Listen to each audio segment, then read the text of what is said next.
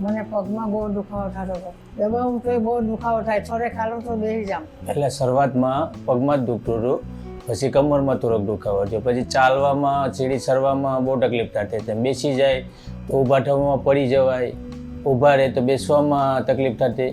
મારી મમ્મીને ઓપરેશનમાં સ્ક્રૂ પ્લેટવાળું ઓપરેશન કરેલું છે. ઓપરેશનમાં મમ્મીનું ઓપરેશન કર્યા બાદ અત્યારે એ સીડી ચડી શકે, રસોઈ બનાવી શકે, વાસણ ધોવાના હોય એ બધું કરી શકે, એની રીતે એ પાણી ભરીને પી શકે, બેસી શકે. મારું નામ નરસિંહ કરશન બમણીયા. મારું મૂળ વતન દીવ જ છે ને હાલમાં અમે દીવની અંદર આવેલું વણાકબરા ગામ છે ત્યાં રહીએ છીએ. આ મારા મમ્મી છે. મારું નામ હીરુબેન કરશન. મારે ઉંમર 75 વર્ષ છે. મારું નામ પારુ નરસિંહ. અમારા સાસુ છે. મને પગમાં બહુ દુખાવો થતો હતો. દબાવું તો બહુ દુખાવો થાય, થોડે ખાલું તો બેસી જામ. એટલે શરૂઆતમાં પગમાં જ દુખતું હતું, પછી કમરમાં થોડોક દુખાવો થયો, પછી ચાલવામાં સીડી ચડવામાં બહુ તકલીફ થતી હતી. બેસી જાય તો ઊભા થવામાં પડી જવાય, ઊભા રહે તો બેસવામાં તકલીફ થતી. એ રીતનું બહુ થતું, 2 વર્ષથી થતું. એટલે આગળ મારી સિસ્ટરને લઈને આવ્યા હતા. બે સિસ્ટરને બતાવવા આવ્યા હતા સાહેબ પાસે. પછી બસ અમારા બનાવીને બતાવ્યા હતા, અમારી વાઈફને પણ બતાવ્યા. હું પોતે અહીં મારું ટ્રીટમેન્ટ માટે હું આવ્યો હતો. પેલા તકલીફમાં બહુ પડતા, અમે જાતા તો એને જોતા બહુ રટી, પગ આમ તૈયાર રાખતી. પછી એને અમે લાવ્યા દવાખાને, ઓપરેશન કર્યું તો આપણે સારું છે પેલા કરતું. અમે જ્યારે હોસ્પિટલ આવ્યા ત્યારે રિસેપ્શનમાં મળ્યા, પછી ત્યાંથી કેસ કઢાવીને ડાકલિયા સાહેબને મળ્યા. પછી ટ્રીટમેન્ટ ચાલુ હતી. પછી અમને અત્યારે બધી દવા લેવાથી વધારે ચાલુ છે. મારી મમ્મીને ઓપરેશનમાં સ્ક્રૂ પ્લેટવાળું ઓપરેશન કરેલું છે. હોસ્પિટલમાં તો સારું લાગ્યું, બધીનો સ્વભાવ સારો લાગ્યો, નામ સારું લાગ્યું પેલા કરતા. પહેલાં ઓપરેશન કર્યું તો દુખાવો થતો હતો. 2-3 દિવસ થયા તો દુખાવો થોડોક ઓછો થતો ગયો. અઠવાડિયું થયું પાછો દુખાવો ઓછો થયો.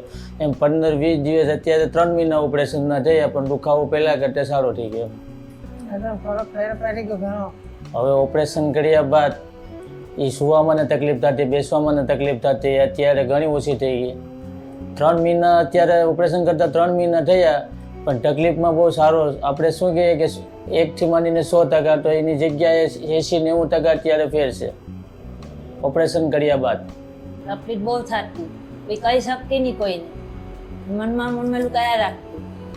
પછી અમે એને અહીં લઈ આવ્યા, પછી એને સારું છે અત્યારે. સરખામણી કરીએ તો અત્યારે 90% તો પહેલાંની સરખામણીએ 90% સારું છે. પહેલાં બેસવામાં ચાલવામાં બહુ તકલીફ થતી. એમ બેસી જાય તો ઊભા થવા જાય પડી જાય, બેસી ગયા તો બેસી રહે, પાછા ઊભા થવામાં તકલીફ પડે, ચાલવામાં તકલીફ પડતી, સીડી ચડવામાં તકલીફ પડતી. અત્યારે તો બધી નોર્મલ છે. ઓપરેશન કર્યા બાદ બધું નોર્મલ છે. જઈને જાય તો 100% સારું છે.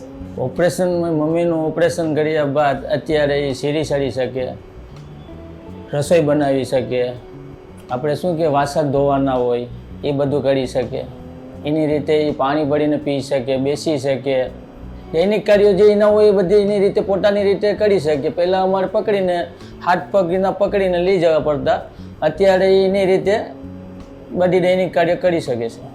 બીજા કોઈને આવી તકલીફ હોય તો ડૉક્ટરનું રિઝલ્ટ સારું છે ને કોઈને અહીંયા આવવું હોય તો એડ્રેસ પણ અમે ઘણા લોકોને આપ્યું તો બધા આવે જ છે અહીંયા. તો તકલીફ તો અહીંયા જે હોય તકલીફનું રિઝલ્ટ તો મળી જાય, 100% મળે છે. આના જેવી મારી સાસુ જેવી તકલીફ હોય ને કોઈ બીને તો એ બધી અહીંયા જ આવજો લઈ. બીજી હોસ્પિટલ કરતાં અમારે ત્યાંથી આવવામાં 8-9 કલાક થાય. ત્યાંથી અમે 7-8 વાગે બસ મળે તો સવારે અહીંયા અમે 5 વાગે પહોંચીએ. 5 વાગે આવ્યા પછી ઓટો રિક્ષા લઈને ડાયરેક્ટ અહીંયા હોસ્પિટલ જ આવીએ. હોસ્પિટલ આવીએ એટલે અહીંનો દરવાજો ખુલ્લો હોય એટલે અમને સ્ટાફ આપી જ દે રૂમ સુવા માટે કરીને કે આરામ માટે કરીને. એ એક વધારે ચાલુ લાગ્યું. પાછો ડૉક્ટરનો રિવાજ આપણાને એમ નહીં કે કોઈ ખીજમાં એટલે પૂછેથી કંઈ વાત કરે કે આપણે કંઈક એવું સાહેબને પૂછીએ કે ભાઈ આનું શું કરવું તો સાહેબનો જવાબ પણ સરખો જ હોય, સ્ટાફનો જવાબ સરખો હોય. આપણને એનું રિઝલ્ટ બહુ સારું. હું તો ડૉક્ટર સાહેબનો ધન્યવાદ માનું છું કે મારી મમ્મીનું ઓપરેશન કર્યા બાદ અત્યારે એ સારી રીતે ચાલે છે, સીડી ચડી શકે છે.